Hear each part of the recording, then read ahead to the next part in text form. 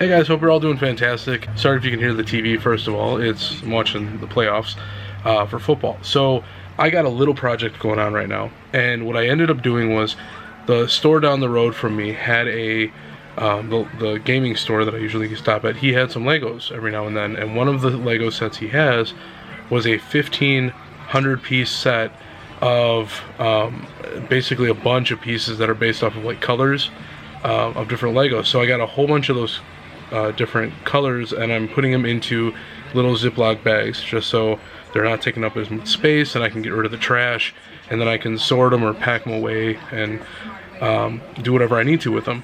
But while doing that, I also today took my first trip to a Costco, and I've never been there before, and they only had, unfortunately, one Lego, but it was a really cool thing, and I want to show you it. They had a 1,700 piece classic set with a bunch of different colors in it, but also some very unique pieces for more of space stuff. So I thought that was pretty cool. Let's see if I can turn it over for you guys.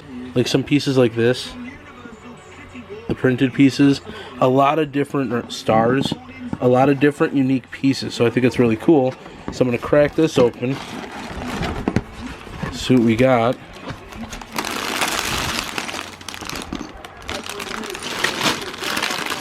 Well, they're not organized, so I think I'm going to be doing that. Going through and organizing all of them. Because the ones that I picked up from that shop down the road from where I work, everything was categorized by color, so it made it really nice. All the oranges and reds are in here. And a lot of these pieces are really cool. I'm seeing some translucent cylinder pieces in there. Some slanted ones, some angled ones. Very cool. So I'm going to go through all these, and then there's a small little Lego project that I want to go through and tell you about over the next few months. And the reason I got these two sets was because I need a big jump start on collecting a bunch of random pieces. And the best way to do that is to buy big bulk items like this that are a lower price. Like that one that I got from Costco was, I want to say that was 50 bucks, and I want to say it's on the Lego website for maybe 60 or 70.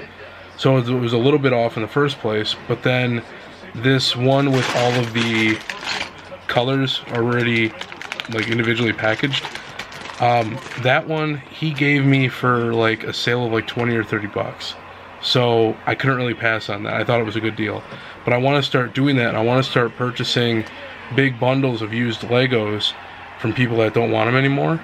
And I'll just buy them for a large price. I don't care how many pieces are in there. They're going to get sorted once I actually get my new house. And I'm going to have everything in big bulk containment areas of all different pieces. So I think it's going to be a really cool way of doing it. Basically what we have to do is, me and a buddy are building small Lego sets on 16 by 16 base plates, right? And the challenge is no limitations, but you have to build a minifigure that represents you, and you have to put them in a scene or a building or something that represents you, yourself. So after doing a bunch of listing ideas, crossing them off left and right, what I wanted to do was take a character that I like, that I designed, and put him in an art store.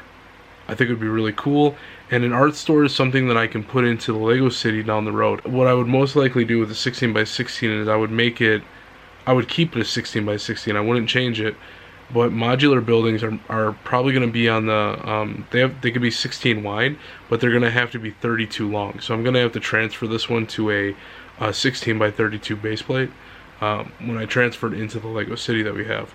So right now I'm just going through and kind of getting ideas on what bricks or what color I want to go with for this.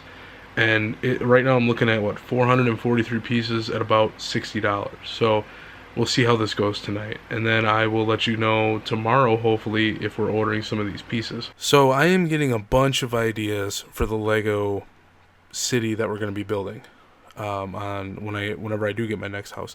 And I wanted to go over some of the ideas that I'm getting. This is kind of like an ongoing diary type thing of keeping, or a journal of keeping track of some of my ideas. So whether I remember it here and put it on paper, or I can always go back and look at the video footage and remind myself that way.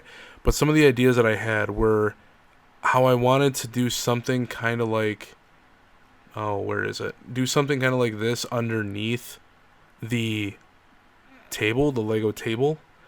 For the pieces, I feel like I would have to have both sides of the long end of the table, because I think it's going to be like maybe a 12 by 12 or a 12 by 15 foot area dedicated purely to this Lego table. That's what I'm theorizing so far. That could change depending on the shape of the basement and what size it's in, but that could easily change. So it could be smaller, it could be bigger. We'll see.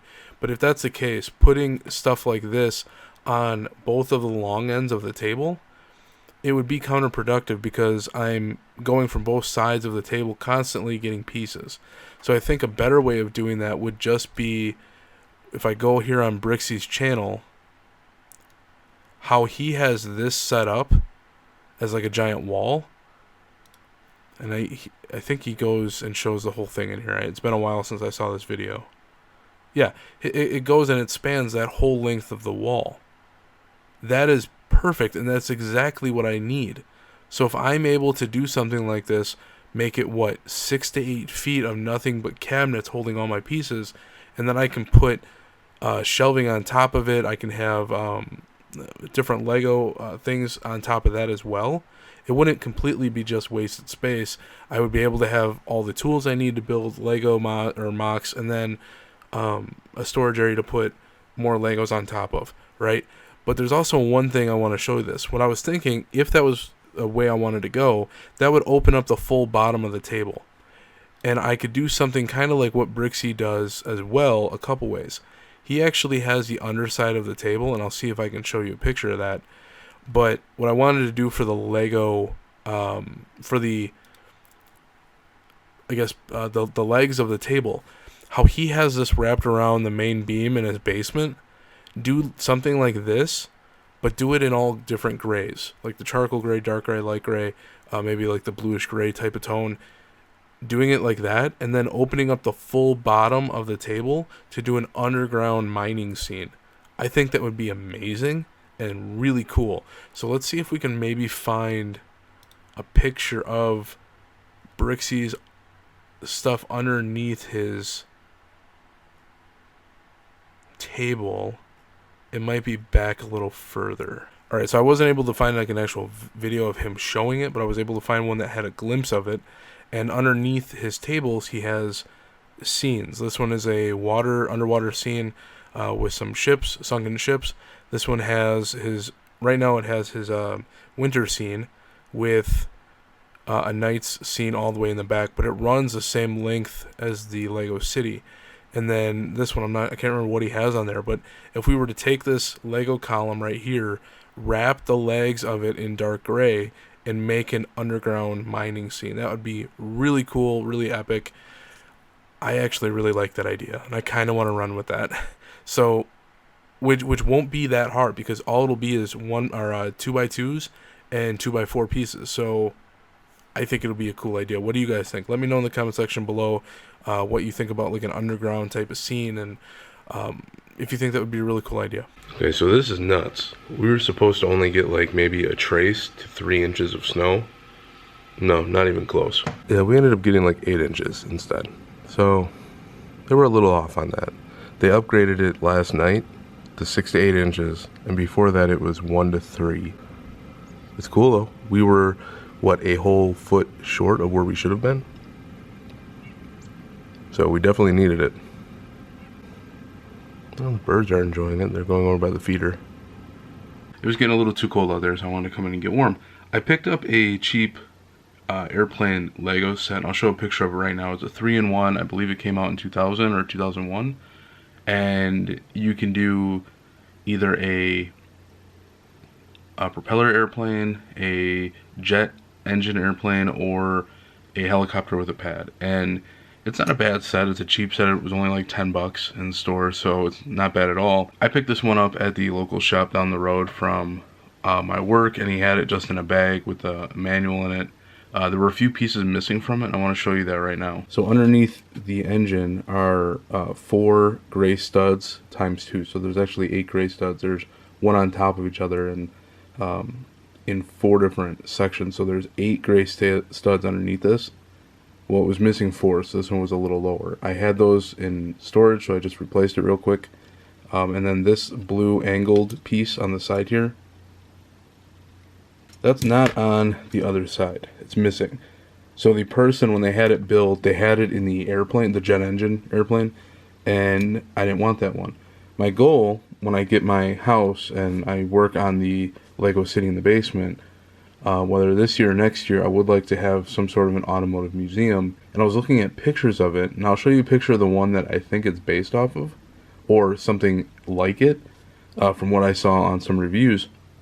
And what I'm thinking about doing is taking off the engines, putting slanted pieces on there to make it just one big smooth piece, taking this dome off the front and putting more of a sharp cone, and maybe making the color just all white underbelly with like a straight blue going all the way back.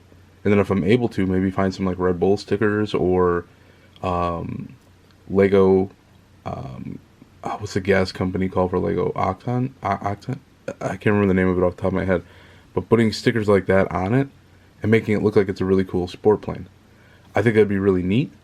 It's a cheap build to do. I mean, this piece alone only cost me like 10 cents to order that from the Lego website. So getting the pieces for this is not going to be expensive at all. It'll maybe cost me $5 to $10. I'll actually probably pay more in shipping than I do for the pieces. The issue for me now is that since I have so much time with looking for a house, I'm starting to make a list of things that I want to put in the Lego City or ideas that I want to have for my basement. I don't want to take up the whole basement with Legos though. I mean, I want to put some other stuff down there over time, so I think I'm going to have to figure out what needs to go down there and what doesn't need to go down there. I would like to keep all my Legos down there, which I was thinking about the flower Legos that I had, and I was going to put those upstairs, but I'm thinking of just keeping those downstairs and then maybe putting a bunch of either real or fake ones. Fake ones would be more preferred just because I don't have to take care of them. But I think that's going to do it for this video. I hope you guys enjoyed it. I will see you guys in the next one. Until then, take care and have a safe and hopefully dry weekend, wherever you are and whenever you're watching this video. I don't think we're supposed to get any snow this week, but it's supposed to be freaking cold. Like -19 at night for like 1 or 2 days. So stay warm, stay dry, and hope you guys have a good one. Take care and peace out.